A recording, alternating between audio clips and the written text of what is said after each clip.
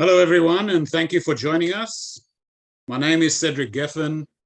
I'm the president of March of the Living Australia, and it gives me great pleasure to welcome you all here this evening to another of our many online events, all related to the two core pillars of our educational mission: learning more about the Holocaust and Israel, to ensure a better understanding of the past in order to create a better future for all. And tonight's session, our 10th event this year, will no doubt greatly add to this wonderful repertoire. Before we begin, I would like to acknowledge the traditional owners and custodians of the lands on which we work and live, and on which this online event is being hosted today. We pay our respects to Indigenous elders past, present, and emerging, and acknowledge that sovereignty has never been ceded. It gives me great pleasure to introduce you now to our guest of honor and presenter, Ittay Flesher, who joins us today from Jerusalem. As many of you may know, Ittay is one of us, unsere. Having moved to Israel in 2018 from Melbourne, he is a renowned and well-followed informal educator, teacher, lecturer, social activist, journalist, and mensch, and is a fount of knowledge and insight into so many facets of current and historical Jewish and Israeli affairs that it is hard to pick just one topic for him to focus on. We have chosen for Ittay to talk to us today on a theme and dilemma that is core to what March of the Living is all about. With never again being such a common phrase in contemporary Jewish discourse, this talk will explore how the memory of the Shoah is used from all sides of the political spectrum to further a range of agendas that sometimes have little resemblance to the Holocaust itself. In the conversation, we will also ask when it is appropriate to invoke the phrase "never again" for social and political advocacy. And now, without further ado, it's over to Ittay. Thank you.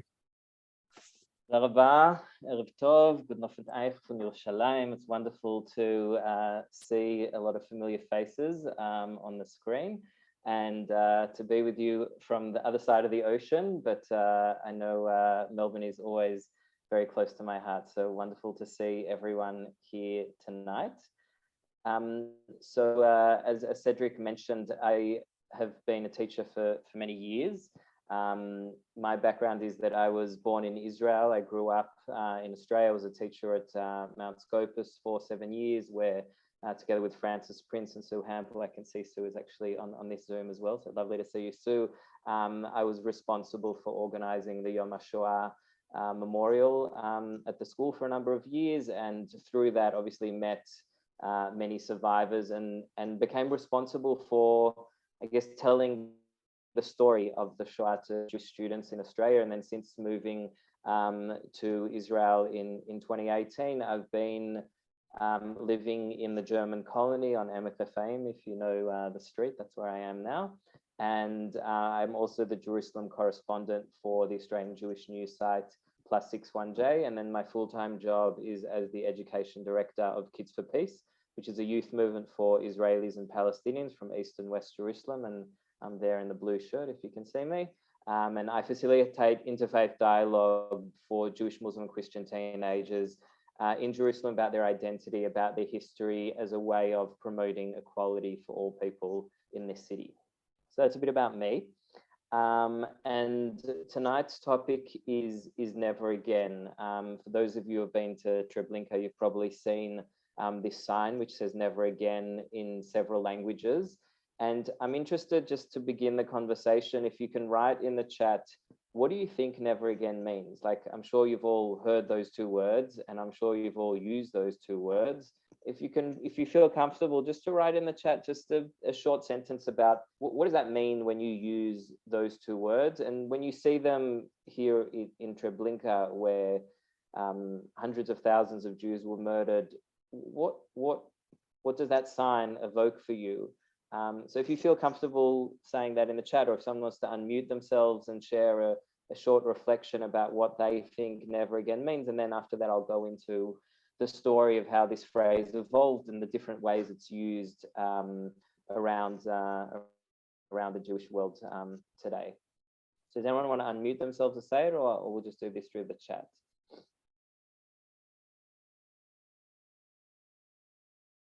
Okay, so I think we'll maybe, unless anyone wants to speak, we'll go through the chat. But some of the comments I'm seeing are no to genocide, which is a collective way of understanding never again, that atrocities should not be repeated. David Cohen writes, to me, it is a hope that too often the world has not lived up to, which is of course true. There have been many genocides since the Shoah. It wasn't the last one. And George is writing more specifically, it's no to genocide specifically of the Jewish people. And that's a range of responses we see to this, and it very much ties to, in fact, where this phrase comes from. The first person in my research to use the term never again, sort of in a public form, in a lecture, in a book or something like that, is actually Meir Kahana. Meir Kahana wrote a book in 1972 called Never Again, a program for survival. And a quote from that book, he says, "The mounds of corpses in the camps where they killed us by our sides were the ghosts of those who were no longer, whose blood was shed because Jewish blood is considered cheap. We saw their outstretched hands and looked into their burning soul, searing eyes that peered into our very being, and heard them say, 'Never again, promise us, never again.'" So you can see from this quote that never again is really a call from the survivors to honor their memory by making sure this never again happens to us, that the Jewish people are defended, the Jewish people are strong, the Jewish people, later on he goes to articulate, have a Jewish Defense League, an army, all of these sorts of things. Now, as you might know, Meir Kahana is a very, very controversial figure in Jewish history. He founded the Jewish Defense League. In 1978, the JDL activists bombed the offices of Sol Hurok, who was the presenter of the Bolshoi Ballet, and sadly, Jewish secretary was killed, and Meir Kahana himself was assassinated in 1990. His organization was considered by the FBI to be a terrorist organization in the United States. There was also the famous case in 1970 where the JDL bombed the office of Aeroflot, which was a Russian airline, to protest Russia's refusal to not let Jews emigrate to Israel. And in fact, before they bombed the office, they called in this was going to happen, and they said, so long as Jews are on trial in Russia, Russia will be on trial before the world, never again. So the original use of never again, I'm not saying this is how it's used today, but the original use of never again was actually quite a militant call for acts of Jewish self-defense, but even beyond that, Jewish self-defense that many would consider sort of beyond the pale. In fact, even many refuseniks were not happy with how the JDL was operating sometimes on their behalf. But that's sort of the birth of this phrase. Now I'm going to look at other expressions of it, but that's sort of where it comes from, and that's where it enters the discourse. For the next one, I'm going to show a quote. Cedric, are you able to read the quote if you can unmute yourself for me? This is a quote shared by Gabi Ashkenazi, who was the former IDF chief of staff, and he came to Auschwitz-Birkenau for March of the Living in 2008 in his uniform as the IDF chief of staff. You can see there the chief rabbi holding a Sefer Torah. And he said, "I salute to the ashes of our people, never again." And this is what he said in that speech. Cedric, if you're happy to read it. As the commander of the Israel Defense Forces, the fighting force of the mighty Jewish state, I stand here with pride and honor and pledge, never again. Never again shall we stand helpless, crying for the mercy of others. Never again shall we beg to be defended. Never again shall we allow our sons and daughters, our parents and our grandparents to be erased from the face of the earth. Continue. We pilots of the Israel Air Force flying in the skies above the camp of horrors arose from the ashes of the millions of victims and shoulder their silent cries, salute their courage, and promise to be the shield of the Jewish people and its nation Israel. We're talking about a personal dream of 15 years.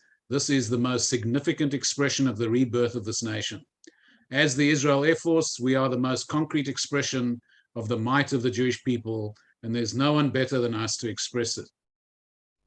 Now, I don't know how people feel when they see these Israeli fighter jets flying over Auschwitz, but I know for many Jews seeing this photo and reading that quote, brings shivers down their spine to think that after being one of the most powerless peoples on earth, that we've reached this stage where, you know, there's nothing that symbolizes Jewish power more than an F-15 being flown by the IDF and flying over Auschwitz of all places where so many Jews were murdered is a very potent symbol of never again, meaning that the state of Israel is essentially the insurance policy that never again will happen. How do you feel about this use of never again? He says the word never again 4 times in this speech at Auschwitz. Again, I want to make this a conversation because I don't like talking to myself. So if anyone wants to unmute themselves or write a comment in the chat, how do you feel about this use of never again? Do you feel like Israel as kind of the answer or the antidote to the Shoah is an appropriate use of never again? Does it sit well with you? Yeah, anyone want to comment, respond? I'd love to hear your thoughts. Yeah, Eva, thanks. If you can just turn your camera on when you're speaking. Yeah, sorry. As well. Yeah. Okay. Hi. Basically, I find that very stark contrast of having those.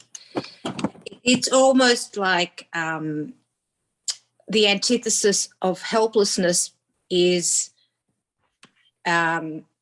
military power rather than self-reliance.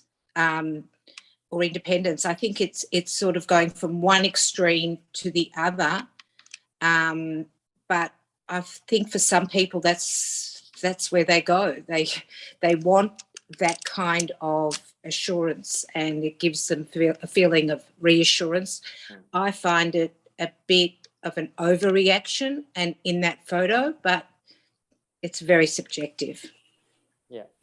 Yeah, I think you're right that a lot of Jews would feel like the fact that Jews now access to F-15s, you know, which we obviously never had before in Jewish history, means that the Holocaust can never happen again. So therefore, it's an answer. On the other hand, some would say, even if the trains were bombed or something, like, you know, the Holocaust was something that happened for many, many years before, and perhaps, you know, morally, it would have been the right thing to do to stop trains going to Auschwitz. But Jews were killed in many, many places in the Shoah, and there were so many other factors that caused the Shoah, mainly the collapse of liberal democracy in Germany that caused it. And there's so many other ways to, I guess, defend Jewish life. That's not just an F-15, but for a lot of people, that's a very potent expression of that. Again, we're going to look at some other answers, but that's definitely one of them. Yeah, I think in this age of global challenges of the climate change and of nuclear weapons, there's an illusion that we can hide behind a military force and be safe behind a military force. We have to live in this world and get along together. Toda rava. So yeah, Karen. Okay. I think the power of Israel, the strength of Israel is a positive force, but with the potential for people all around the world to be persecuted. It depends on the extent to which Israel reaches out around the world and gathers the exiles and saves them. And we've seen time and time again that Israel does do that. So Operation Magic Carpet, bringing Jews in from Arab lands and things like that. So the Israel, and Entebbe and so on, Israel does step in and save Jews from being wiped out. So it's proven that it is a positive force in the world, working against never again. Right. So I'm seeing also from the comments here as well that a lot of people agree with Gabi Ashkenazi that a strong IDF, that F-15s is a compelling, I guess, expression of never again. So keep that in mind, and I'm going to give you some other opinions as well about how people use this phrase. And the next one I want to use is from Abba Eben, and this one came about during the 6-Day War. So this is, you've probably seen these maps before, that Israel before the 6-Day War was a very, very small country. And after the 6-Day War, when Israel conquered the lands from Egypt, Jordan, and Syria, the Golan, the West Bank, and the Golan Heights, Israel became a much, much larger country.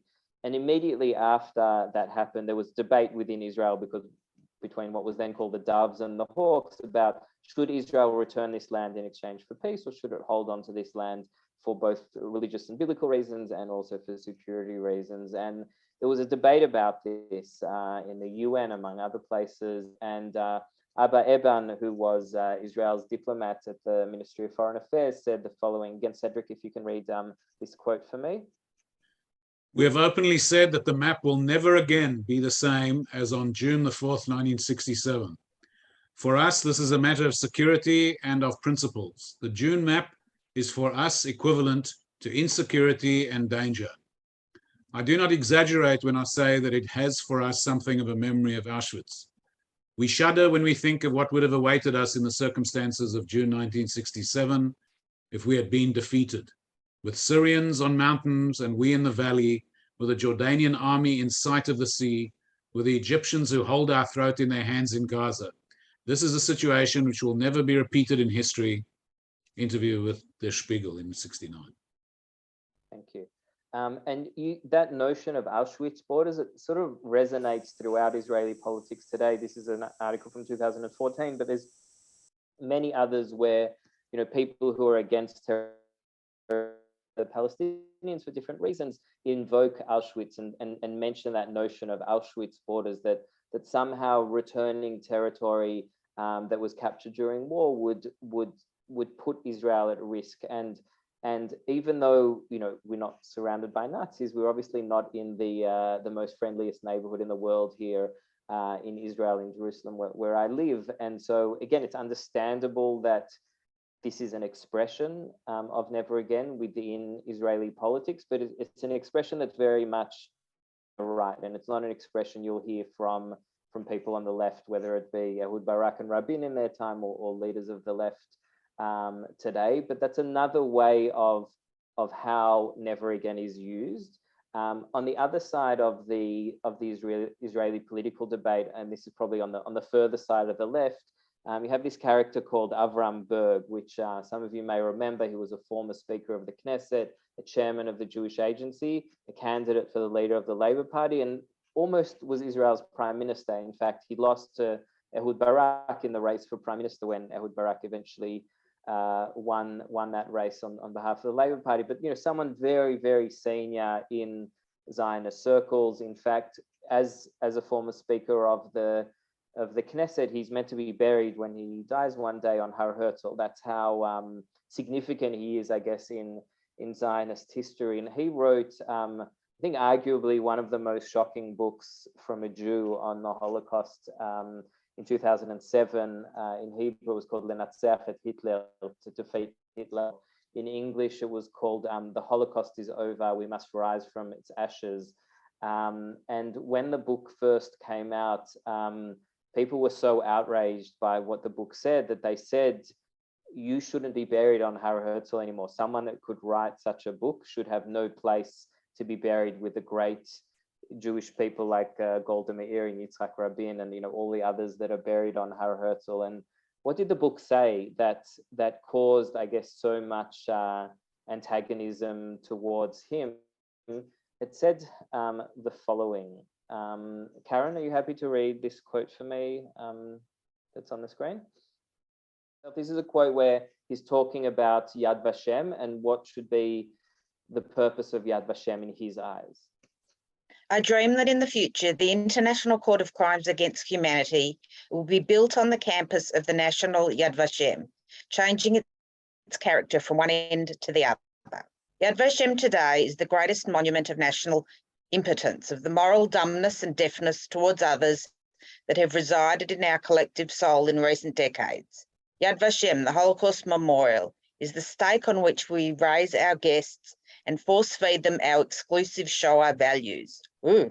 Yeah, so it's a hard quote. What he's saying is every world leader that visits Israel, the first place we take them to is Yad Vashem. You know, Biden visited last month. It's literally got off the plane straight away.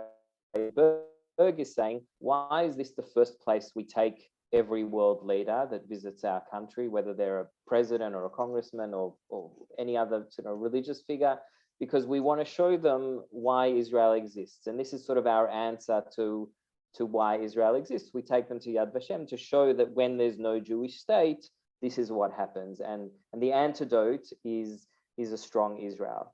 And he says, this isn't the kind of Israel I want to see, and it's not what I want Yad Vashem to be. He wants Yad Vashem to be the home of the International Criminal Court, the ICC, which has nothing to do with cricket, by the way. It's the International Criminal Court. And the reason he wants the ICC to be on the campus of Yad Vashem is because he feels like the legacy of the Holocaust should be not never again to Jews, but never again to anyone. And what symbolizes never again to anyone more than an international criminal court that would charge war criminals from wherever they may be, whether they be in Sudan or in Cambodia or Rwanda or all the other places where genocides have happened. They should rather than go to The Hague. And that is not an idea that is obviously very popular or accepted within Israel, given Israel's issues with the ICC. And then he goes on to say, Karen, if you can continue the quote. Our Yad Vashem magnified the concept of impotence and infertility, ignoring all the other sons of foreign lands. However, the museum in its future form will be the memorial of all human injustices. It will be a place that will radiate the potency of the struggle against violence, wherever violence is. It will have an Armenian wing and a Serbian wing, exhibits from Rwanda and Namibia, a presentation honouring the Native Americans that were exterminated by blonde, blue-eyed generals. Children will come to Yad Vashem from all over the world to be educated on the principles of non-violence. Race relations will be taught as a counterweight to race-based discrimination and extermination. Both the court and the museum will be recognised as international institutions. Their land will be owned internationally, and it will belong to the recognised institutions of the family of nations. So he's saying a number of controversial things here. He wants Yad Vashem to not just tell the story of the Shoah, but to tell the story of all genocides, which obviously Yad Vashem doesn't do at the moment because it doesn't see that as its role. Its role is to tell the story of the Shoah from specifically a Jewish and a Zionist perspective. You all know when you come into Yad Vashem, the first thing you see is the children from Poland singing Hatikva in 1930, I think. And then the last thing Hashem is this beautiful panoramic view of Jerusalem, of the hills of Jerusalem, showing, you know, how the museum kind of literally opens up to kind of show that this is what we have today. And there's obviously a room about Zionism and how Jews found a new home in Israel.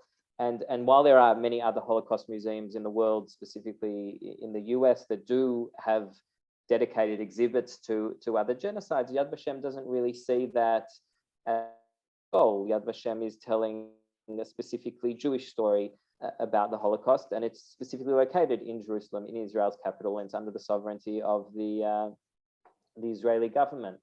And this is why I think many people, you know, responded to this book of saying, you know, Berg has lost his mind. What's he saying that Yad Vashem should be telling a universal story? That's other museums in the world can tell the story of Namibia and of Serbia and of Rwanda, but our museum in Jerusalem is also going to tell our story from a Zionist perspective. Why wouldn't we do that? So I want to ask you, I know I haven't read the whole book with you, I've just given you a taste of it, but what do you think of Berg and what he's saying? It's very different from Abba Eban in terms of you know, his approach to what never again means. Do you sort of buy his argument? Do you feel it's out of place? Do you feel it's offensive? Any thoughts or responses you might have to that? And yeah, just raise your hand if you want to speak. So we'll start with Eva.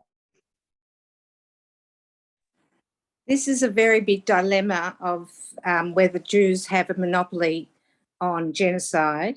And this is where people decide, well, you know, the Holocaust is unique, so therefore it can't be compared with other genocides. And I think in the Melbourne Holocaust Centre where I was guiding, we did always try to mention other genocides, but we also mentioned that the Holocaust is unique because of the numbers and because of the way it was a institutionalized killing, a murdering. I just shouldn't say murdering. And so it's a very difficult. I think Avraham Berg's idea of universalizing the whole thing puts people, makes people very nervous, because as it, you know, people feel that the Holocaust won't be remembered in a few generations as a unique thing. You know, our grandchildren perhaps may not regard it with the gravity that we do. And but on the other hand, I don't like the idea of building our grandchildren's Jewish identity on the Holocaust and saying, you know, in a few generations' time, but the reason they should be Jewish is because they should fear anti-Semitism and genocide.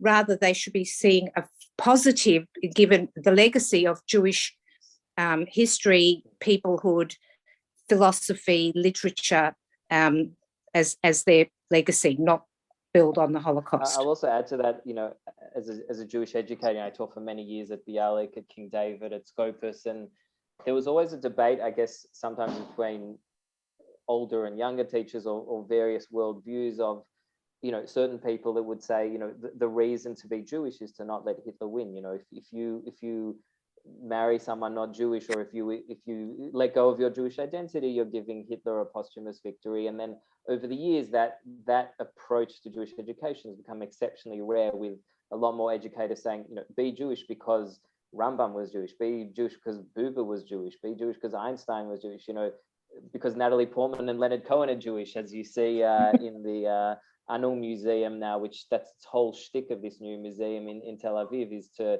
sort of give positive reasons to be Jewish and don't be Jewish as a response to persecution. And I can obviously see which camp Berg would sit, you know, in that debate. But it's a question, because be Jewish to not let Hitler have a posthumous victory is a very compelling reason still for a lot of people to be Jewish, because there is that sense of, you know, after so many people were wiped out, do I want to be the weak link in the chain, so to speak, that lets this go? On the other hand, that's putting an enormous level of guilt on someone who makes a choice to marry a person that they love or live the life that they want to without kashrut or Shabbat. And you know, you're putting them in the same camp as Hitler. So it's an awful thing to say. So it's definitely something that is alive between Jewish educators, or it has seemed to be settled on one side more than the other. Mm-hmm. I'll move on to the next expression of never again now, which comes from there was just this quote I found fascinating. So Ahmad Tibi is a Arab member of Knesset. Let's just put it bluntly, he's not a Zionist. He's given many speeches about the Holocaust. And for someone who's, I guess, a staunch Palestinian nationalist, he speaks about the Holocaust in ways that I've heard very, very few Palestinians speak about the Holocaust. You can Google some of his Knesset speeches on Yom HaShoah, which are incredibly moving. But in 2020, he tweeted this image with a quote from Katzetnik, who gave the famous testimony in the Eichmann trial in Jerusalem, where he talks about how being in Auschwitz was another planet because of the notion of the time standing still there. And after he gives this quote from Katzetnik in Hebrew, he says in Hebrew, Leolam lo od, leolam lo retzach am, leolam lo antisemiyut, leolam lo gizanut, Ahmad. Never again to genocide, never again to anti-Semitism, never again to racism, Ahmad. It's not by accident that he finishes off with his name, because he's trying to say, even as an Arab citizen of Israel, I understand that never again needs to be a Jewish story, never again to anti-Semitism, but then it also needs to be a universal story, never again to racism in general. Okay, the next level, never again, that I want to look at is a totally different story. And this one comes from Cameron Kasky.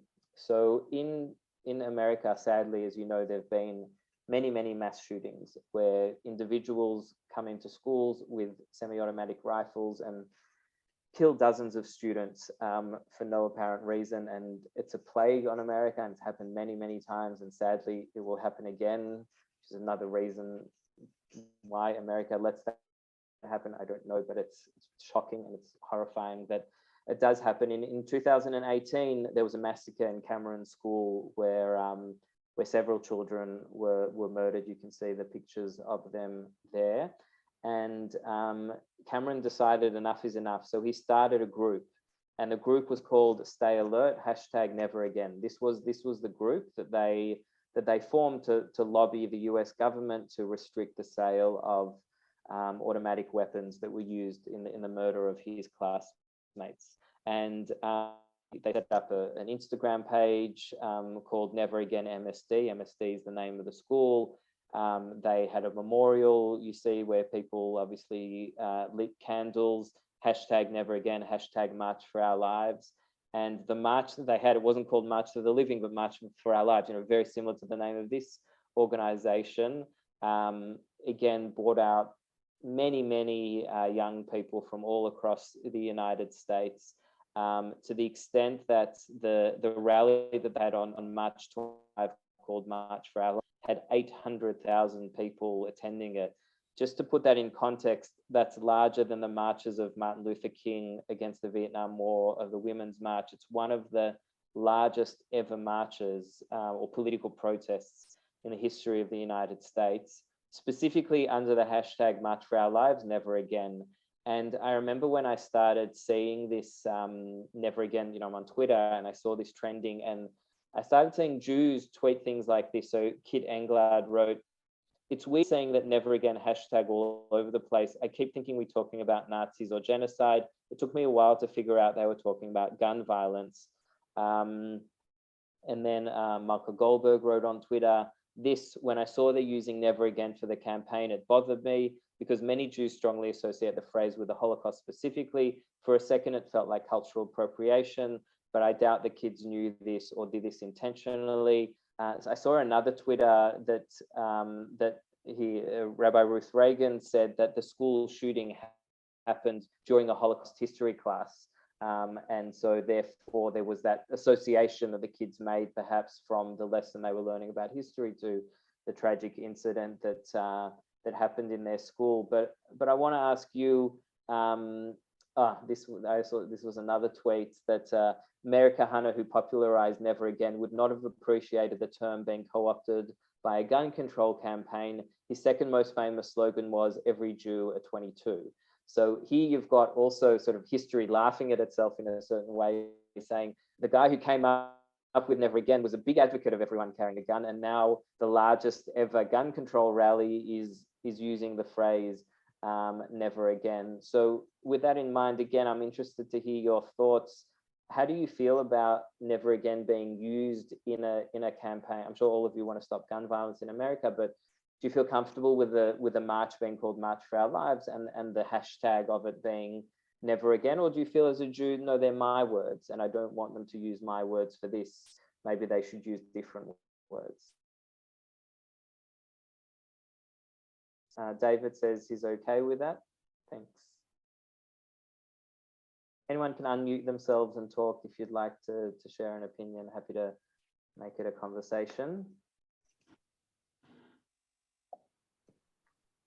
If no one else wants to say anything, I'll say something. I feel that it's, it's the English language meaning never again. And if you're killing children with guns indiscriminately in America and somebody wants to say the words never again, I don't believe we can monopolize them. We don't have a monopoly on any words in the English language. I mean, maybe if you want to say Holocaust is a unique word, but once you start limiting, you've already limited Holocaust being used by other people. Never again is simple two words that you say, oh, I never want to see that again, or I never want that to happen again. It's perfectly legitimate.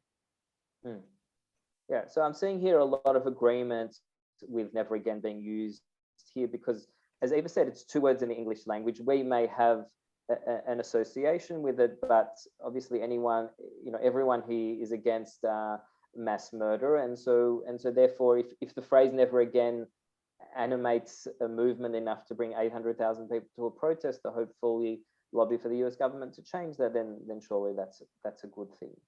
I want to give you another example of "never again" that happened a couple of months ago. That was a lot more controversial, where I feel maybe the room might be a bit more divided than the gun violence.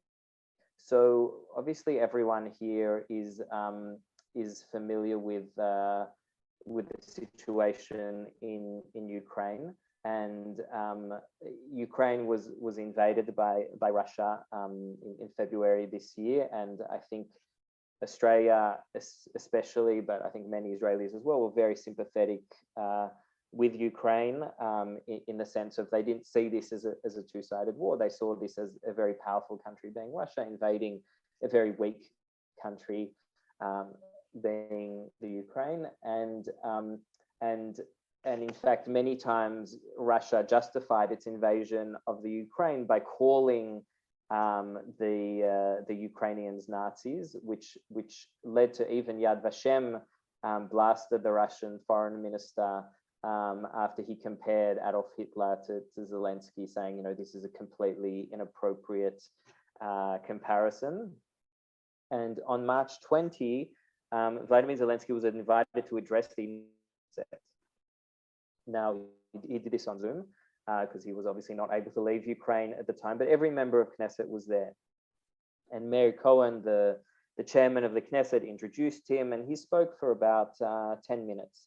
And this wasn't, the Knesset wasn't the only parliament he addressed. He obviously addressed the Parliament of Australia, the US, the EU. Like, he did a series of, in the first month of the war, public addresses to many houses of parliament. And he had a very simple message. The first was, we are facing annihilation as a people from Russia. And then the second point was, give us weapons. Like, if you want to support us, we need to be able to defend ourselves. Russia is a far more powerful country than we are, and we are fighting for our homeland, and we are not part of Russia, as you know, we're an independent nation, and we want to stay that way. And so he gave his speech, and during his speech, there was a live viewing of the speech in Kikar Bima in Tel Aviv, where, as you know, there are many Ukrainian Israelis, and many people came waving Israeli flags and Ukrainian flags to express their support for Zelensky and for Ukraine in this particular struggle.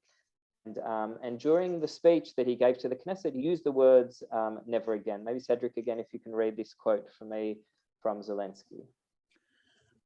When the Nazi Party raided Europe, they wanted to destroy everything, destroy everyone, and leave nothing from us, nothing from you. Even the name and the trace. They called it the final solution to the Jewish issue. You remember that? And I'm sure you will never forget. But listen to what is sounding now in Moscow. Hear how these words are said again, final solution, but already in relation, so to speak, to us, the Ukrainian issue. It is sounded openly. This is a tragedy. Once again, it was said at a meeting in Moscow. It is available on official websites. Moscow says so. Without the war against us, they would not be able to ensure a final solution, allegedly for their own security, just like it was said 80 years ago.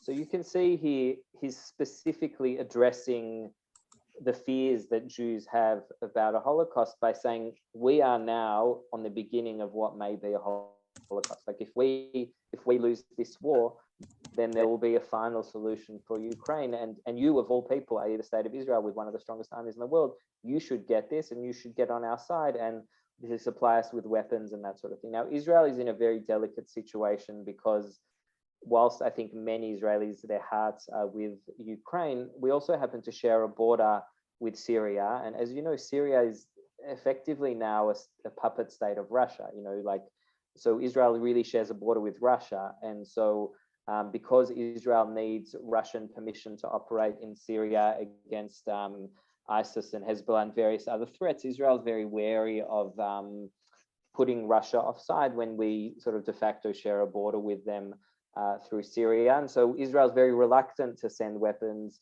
to Ukraine, because then Russia can put its weapons on our border in Syria, and that would obviously not be very good for the well-being of the people on the Golan and perhaps all of Israelis.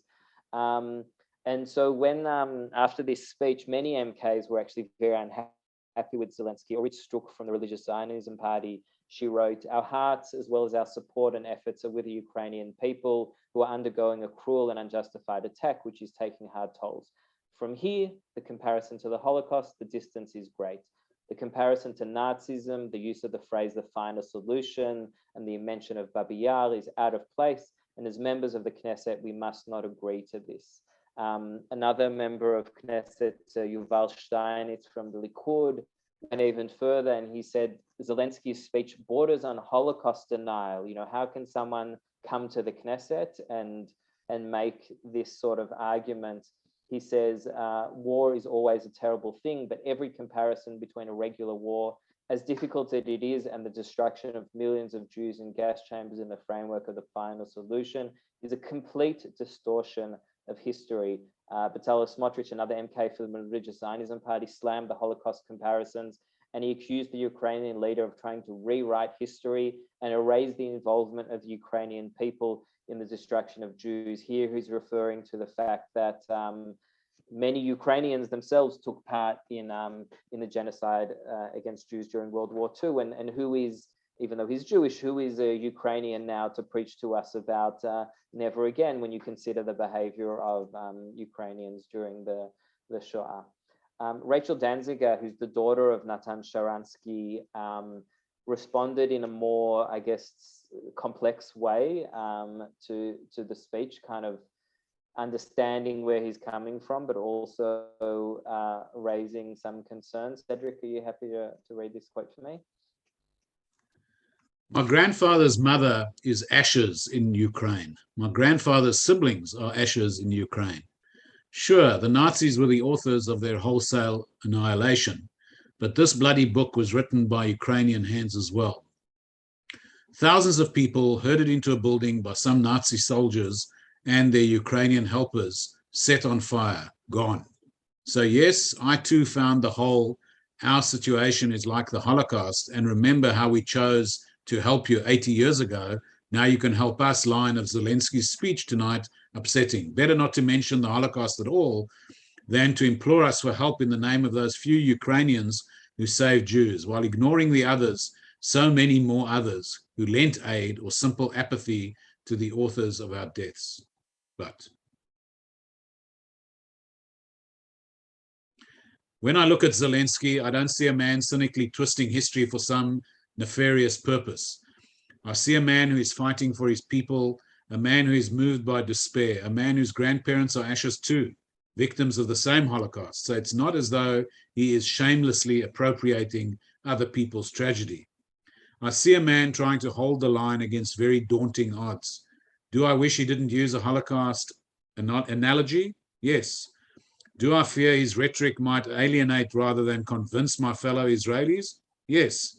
But I still think that focusing on his rhetoric and his choices is all too easy a way to ignore the truths he asked us to confront and our own agency.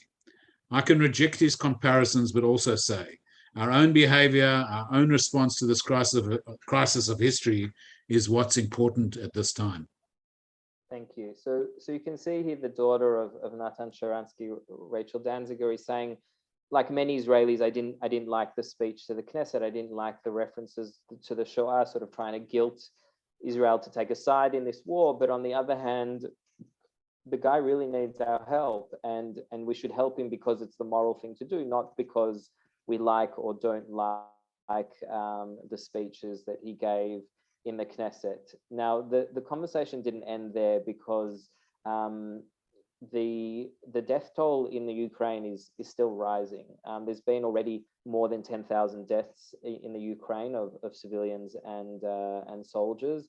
And on the Russian side, who knows, anywhere between 1,000 and 35,000, really depends on whose numbers you're asking. So we're not in the millions, but we can clearly see that there are terrible atrocities that are happening in Ukraine in large numbers, and God knows how many more years this war is going to go on for before it's resolved. And there's a question of whether Zelensky was right to make comparisons in his speech. You can see here, this Russian convoy of tanks, and you can see here, this is what Irpin looked like north of Kiev in April 2022. And you know, it doesn't look that different from, if I made this photo in black and white, it wouldn't look that different from an image of Poland after the war. Even the houses look like they're built in the same style. So you can understand why perhaps these images of these bombed out Ukrainian villages evoke, I guess, a certain sympathy and a place in Jewish hearts. In response to this speech, Naftali Bennett, who was the Prime Minister at the time, also sort of said he empathizes with Zelensky, but he ultimately rejected the Holocaust parallel. And then Bennett himself actually flew to Moscow and met with Putin to try and negotiate some sort of peace agreement there. There was even talk for a couple of weeks that there would be a Jerusalem summit where Zelensky and Putin would come to Jerusalem to sign an agreement. Irony of ironies that it would happen in Jerusalem of all places. And there was even an image projected on the walls of the old city with the Ukrainian, the Russian flag saying, you know, come together for dialogue, which ultimately never happened. And then a couple of months later was Yom HaShoah in Israel. And every year on Yom HaShoah at Yad Vashem, there's obviously a central ceremony. And the keynote speech is always given by the Prime Minister of Israel. And while the speech didn't mention Ukraine, it was essentially a response to Zelensky. At least that's how I read it. And you can see the report here from the speech. He says, the lesson of the Holocaust is we must control our own fate. And then he began his speech by showing this page of testimony from Yad Vashem of a woman named Irene Reich Wagner, who submitted this on behalf of a family member of hers named Reich. This was a child born that never had a name, and this child was murdered half an hour after they were born on the 11th of September 1944 in Auschwitz. And after giving this testimony, he said, "This is different from anything else that has ever happened in human history." And he said, "My brothers and sisters, the Holocaust is an unprecedented event in human history.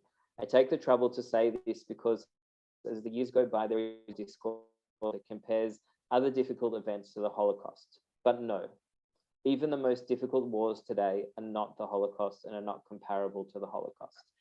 The speech goes on for another 20 minutes, but that's the key point of the speech. And that's what he's saying in light of all of this discussion about Ukraine, that yes, our hearts should be with Ukraine, but we reject these Holocaust comparisons and keep in perspective the evil that the Nazis did to the Jews, and don't use that flippantly when trying to, I guess, generate sympathy for other causes. And then the last example that I found interesting was a post that I saw on the Mount Scopus Memorial College Facebook page. You know, this is a school that is funded by money from the Claims Conference in memory of the Shoah, and they have a Holocaust Studies class there.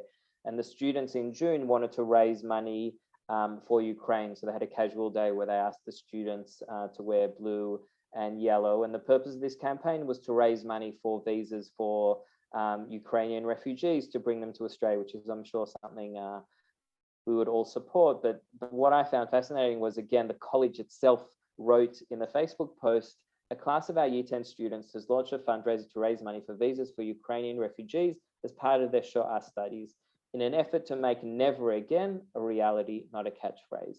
The Don't Be a Bystander campaign has already launched and will culminate in a blue and white casual day on the last day of term, June 24th. So you can see here, Jewish school students in Australia, unlike Naftali Bennett, feel very comfortable using the phrase never again, don't be a bystander, which is obviously also a Holocaust reference, in a way to generate support for raising money for Ukraine and drawing a direct parallel. So again, I'm not taking a side here, but I'm interested in your thoughts specifically on the Ukraine issue. What do you think of Zelensky's speech, and also of the initiative of the Scopus students? Are you comfortable with the use of the phrase never again, never forget bystanders in this case, or do you think it's not appropriate in the war between Russia and Ukraine? I think that the message we try to teach our children from the Holocaust is about not being a bystander. So if we don't put it into effect when there are people, human beings, being murdered just because of where they live or are being murdered by Russians, basically. If we're going to be bystanders, then what have we learned from the Holocaust? We can't preach, you can't say never again and then be a bystander, because it doesn't make sense. It can't only be about looking after Jews. Otherwise, what sort of humanity are we preaching? Well, I would say specifically, within the context of this class, Mary Kahana said quite clearly, never again is only about Jews. Gabi That's right. Ashkenazi said it actually means a strong Israel. And here you've got Mount Scopus students and Zelensky saying never again is something different.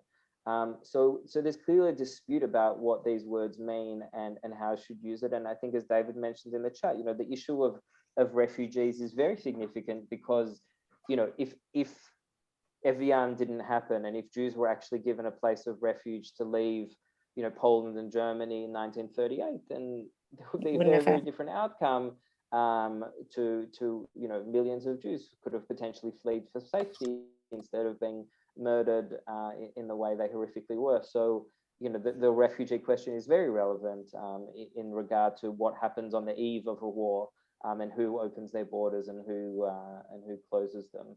So in summary, I guess what I've tried to show you in this class is that there is obviously a dispute between never again. If I had to summarize it, I could say that never again should mean Jews should never be a victim of anyone or anything. There's a specifically Jewish story from Mary Kahana. Jews should never be defenseless and vulnerable without a state of Israel, which was the answer of Gabi Ashkenazi. Israel should never again withdraw to the 1967 borders, which was the answer of Abba Eban. Never again should there be another genocide of anyone, a universal message of Avram Berg and Ahmad Tibi. Never again should be there another school shooting in the United States of Emma Gonzalez, or Zelensky's approach of never again should a country be invaded and occupied by its neighbor while the whole world stands idly by. So hopefully this presentation, which I'm going to now, has given you some food for thought about what never again means. Again, I'm not saying one answer is more right than the other, but I think it is important as Jews and as people with a conscience that we think about how we use these words, and that we find ways to use these words in a way that makes our world a better place for not just Jews, but for all people as well. So thank you for your time. And I want to finish just with this quote from Elie Wiesel, which I think is really beautiful. Karen, if you're happy to read one for me. Never again becomes more than a slogan. It's a prayer, a promise, a vow. There will never again be hatred, people say. Never again jail and torture. Never again the suffering of innocent people, or the shooting of starving, frightened, terrified children, and never again the glorification of base, ugly, dark violence. It's a prayer. So with that, tefillah, amen. Absolutely. Amen. Ladies and gentlemen, I think the culmination of that, I think Ittay led us down a wonderful journey of different views and different perspectives. And for that, I thank him. He did it in a very, very thoughtful and mindful manner. And it's been an absolute pleasure. And clearly we could continue this discussion for much longer, but all good things come to an end. So on behalf of all of you, I would like to thank Ittay profusely for sharing with us some of his amazing insights and for raising some very pertinent questions. I sincerely hope that this discussion will serve as a talking point amongst all of those for whom Holocaust memorialization is so fundamental, and for those who share the hope and strive to make the world a better place for all. Before bringing the evening to a close, I thought that I would mention that on Wednesday, the 31st of August, we will be conducting our See for Themselves fundraise giving day, where we are raising funds to assist the next generation of leaders, Gen Y and Gen Zers, to take part in the 2023 March of the Living program, so that they may go where history books can't, and come home with a greater understanding and commitment to converting never again from just a slogan into meaningful action. I humbly invite you to join us in our campaign by going to our website and making your match donation. I would also like to take this opportunity to invite you to our next event on the 18th of September, where author Lisa Weimer will share behind-the-scenes information, research, and connect the Holocaust to what is transpiring in society today. This interactive event will inspire and empower you to find your voice against anti-Semitism and other forms of bigotry, hatred, and injustice. And finally, for those of you who may still be interested in joining us for our return to live March of the Living Journeys, where we will be marking 80 years since the Warsaw Ghetto Uprising, 75 years to Israel's independence, and 35 years of March of the Living, please jump onto our website for more details and to express your no obligations as yet expression of interest. Thank you all so much for joining us. Thank you, Ittay, and we look forward to seeing you again soon. Just before everyone goes, I just wanted to one more plug for upcoming events while we're talking about things. So I haven't been to Australia for 5 years now because of that pandemic thing that you had there. We didn't let anyone in, but I am thankfully going to be in Australia in 2 weeks for Limud Oz, and I would love to see you there. I'm going to be actually speaking there about my work at Kids for Peace, facilitating dialogue between Israeli and Palestinian children, which is something very close to my heart. So for those of you who are in Melbourne, it's on the 3rd and 4th of September at the King David School. And for those of you who are in Sydney, it will be at the University of New South Wales in the 11th of September. And I'll be at both of those events, and I'd love to see you there in person as well. Fantastic. Thanks, Ittay. I should have done that myself, so excuse the omission. And thank you for the plug for Limud Oz. Thank you. Laila Tov. Bye. Boker Tov to you too, Ittay. Bye. Bye. See you later.